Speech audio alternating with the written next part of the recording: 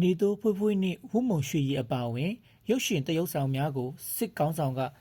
ဂုံထုဆောင်ပွဲများပေးအပ်ခဲ့တယ်ဆိုတဲ့အကြောင်းကိုတင်ဆက်ပေးသွားမှာပဲဖြစ်ပါတယ်။နေတိုးဖွေးဖွေးနှင့်ဝုမုံရွှေရည်အပါအဝင်ရုပ်ရှင်တရုပ်ဆောင်များကိုစစ်ကောင်းဆောင်ဗိုလ်ချုပ်မှုကြီးမင်းအောင်လှိုင်က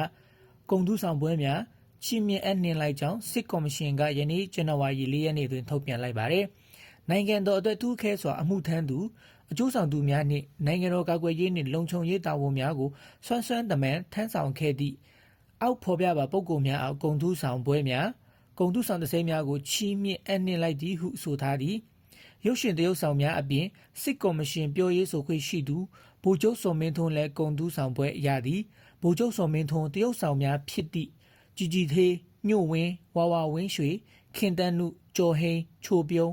ဆွေစင်ထိုက်မို့မို့မြင့်အောင်ရန်အောင်မေတ္တနုနေတိုးပြည်သူဦးဒရိုက်တာယာများဖြစ်သည့်ဥတုခ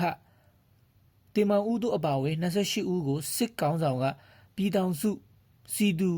တင်္ဂဟဘွဲ့စီတူဘွဲ့ပေးသည်တရုတ်ဆောင်များဖြစ်သည့်ရွှေဘထွန်းဝေဦးကြောက်လုံးခင်ယူမေကျော်ဆွေဒေစီကျော်ဝင်းအန့်ကျော်စော်ဝင်းနေအောင်ခင်တီတာထွန်းလွင်မိုးမေတင်စာဦးထွန်းအိန္ဒရာကိုလူမင်းစိုးမြတ်သူစာအိန္ဒရာကျော်စင်ဖွဖွေဝုပုံရွှေတို့ကိုလည်းအလင်္ကာကျော်စွာဘွဲ့ပေးအပ်လိုက်ပါတယ်အလင်္ကာကျော်စွာဘွဲ့ကိုစုစုပေါင်း52ဦးချီးမြှင့်ခဲ့ခြင်းဖြစ်ပြီးထိုထဲတွင်စာရေးဆရာကြီးသတင်းစာဆရာကြီးလူသူဦးလလူသူတော်အမစာရေးဆရာမြတန်းတဲ့စာရေးဆရာသတင်းစာဆရာများဖြစ်သည့်ဒါကတူဦးသိန်းဖေမြင့်စာရေးဆရာဦးထေးမြိုင်တကုံတာယာဦးကျင်ဆွေတော်ရာဆွေဦးတင်တကုံရွှေမြဦးမိုးနှင်းပီမိုးနှင်းဦးစိန်တင်တိတ်ပံမောင်ဝစာရေးဆရာမတော်ခင်မြခင်မျိုးချစ်စာရေးဆရာမသတင်းစာဆရာမတော်တင်လိုင်းဂျာနယ်ကျော်မလေးစာရေးဆရာဦးခင်တင့်တက္ကသိုလ်ဖုံးနိုင်တို့ကိုလည်းထည့်သွင်းထားပါတယ်။အာဏာသိမ်းကာလတွင်စစ်ကော်မရှင်၏ပြန်ကြားရေးဝန်ကြီးပြည်ထောင်စုအစိုးရအဖွဲ့ဝင်ဝန်ကြီးဌာနနှဝန်ကြီးဖြစ်ခဲ့သည့်ဦးချစ်နိုင်စိတ်ပညာလည်းပါဝင်သည်လက်ရှိတွင်စစ်ကော်မရှင်ကဂုဏ်ထူးဆောင်ပွဲများတစိမ့်များပေးအပ်ခဲ့သူ280ကျော်ရှိသည်တပင်ပညာရှင်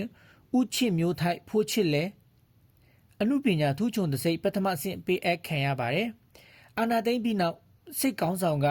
ဂုံထူးဆောင်ပွဲများတစိမ့်များပေးအပ်မှုကိုအများပြားပြုလုပ်ထားပြီးထိုထဲတွင်အမှုပညာရှင်များဒရိုက်တာများပါဝင်လေးရှိကလက်ရှိတွင်မူကွယ်လွန်သူများနှင့်အာနာသိမ့်ကာလအတွင်းဖမ်းဆီးထောင်ချခံရဖူးသည့်အမှုပညာရှင်တို့လည်းပါဝင်လျက်ရှိပါတယ်။